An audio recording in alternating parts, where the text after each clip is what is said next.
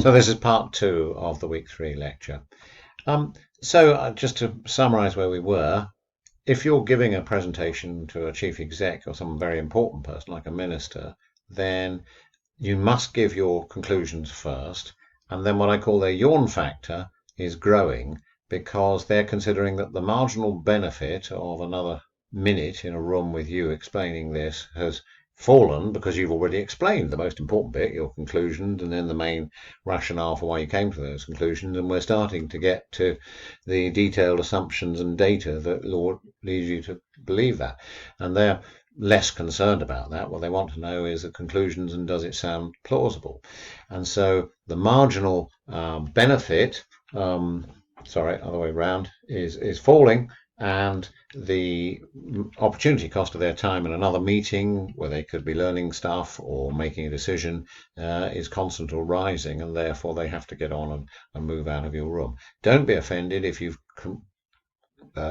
started with your conclusions, then the job is done and you've nothing to worry about at all. Okay, now if we consider video presentations, how do they differ from live presentations? You've got more control, that's all. You've got complete control over the sounds, and you can keep sounds off or whatever. You've got complete control. So use it, plan your timing closely and stick to the script while trying to retain energy and spontaneity, and try to do it in only a couple of takes so that you get that, you retain that energy and spontaneity. And try to be honest. What really was convincing? Did you find convincing? Make it personal so that people can see this is you really talking from the heart. And that's what convinces people. If you've got PowerPoint slides, try to use the transitions, the animations as they're called in PowerPoint, to build up complicated pictures and so on. But don't go over the top with production values and sound effects and all that sort of thing. Quite often the best stories are the simplest or the most poignant or the funniest. And if you can achieve funny, well, then you will be remembered. So that's good. That's the ideal. Okay, let's talk about finally now about assignment one. You've read the brief and you've had a look at the spreadsheet, I hope. And started to discuss it in your groups. So why have we chosen this subject? Well, first of all, you may need to to make a video to get a job. So it's a good idea that you've had some practice in doing it. And then if you need an individual one, you can download the 3 minutes of yourself speaking. If you want to prove that you can work in a group, then here it is captured on video of you working in a group. And you might want to think about that in one of the early takes or the concluding takes of the group video, is get all 4 of you together in front of the camera. Might be good to show that you really do exist and work in a group. Also, this is good practice. You'll have to do this at some stage in your earlier career, making a video. So get on and do it. So why climate change? Well, Greta Thunberg is right. It is an emergency. The lags between changing carbon dioxide emissions quite dramatically, as we have seen this year, 2020, between that and the effect on actual global climate will be of the order of 2 or 3 decades. There's a reference in the references at the back to a paper by Hadley Centre, which just is one of thousands of scientific papers which shows what the effects would be and how long they are. But you can see that they're not beginning to have much effect if we take radical action now until about the time that you are 50 years old, and I may no longer be with us. So I'm hoping that we're moving in the right direction by the time I die. You'll be midway through, and let's hope that the world has moved to low carbon emissions. Just so that everyone is absolutely certain, man-made carbon dioxide emissions are caused by burning fossil fuels. They're a byproduct of that, and the burning of the fossil fuels is an integral part of today's economy, and indeed of the whole of the 20th century, and indeed a good bit of the 19th century as well. Why do we want to use that? Well, it's an application of basic supply and demand, but there's some politics in there that's very good. We've got the Middle East with oil and gas. We've got Russia with gas and oil, and we've got America who can produce oil and coal. And as I speak, the president doesn't believe in climate change. So that's politics for you. And we've also got global trade. So it is right in the heart of the modern economy. It's global, and what we're seeing is driven by global economic activity. So let's just have a look at the main sources of carbon dioxide, man-made carbon dioxide. And so I'm just going to move myself down there.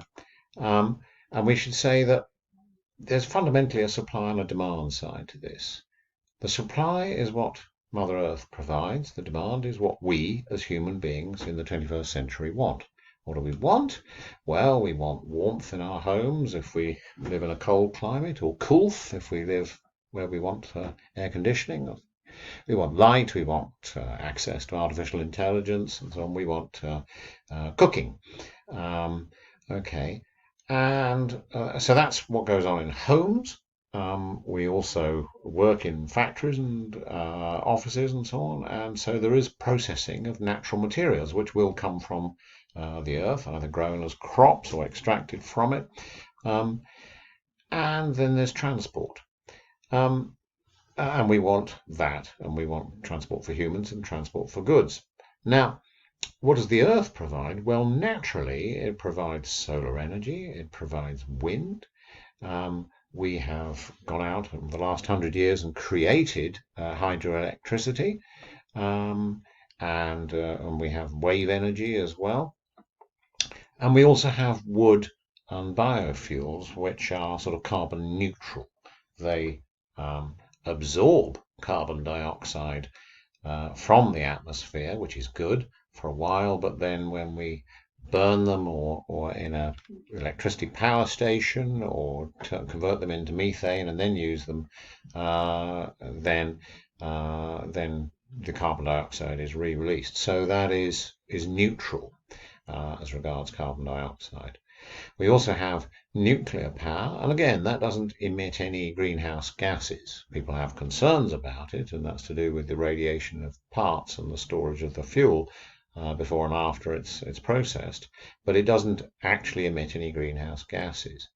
And then we do have the fossil fuels. And all of those provide energy, which goes into the world's energy systems, and we'll have a diagram about that next. But what does that deliver? Well, it delivers energy in form that we want. So the electricity and gas that comes into our homes delivers us the warmth and coolth that we want, and the cooking and access to AI. It also provides industry with the energy that it needs to melt glass or forge steel or create carbon fiber or whatever. It also provides the transport industries with the energy that they need. Okay.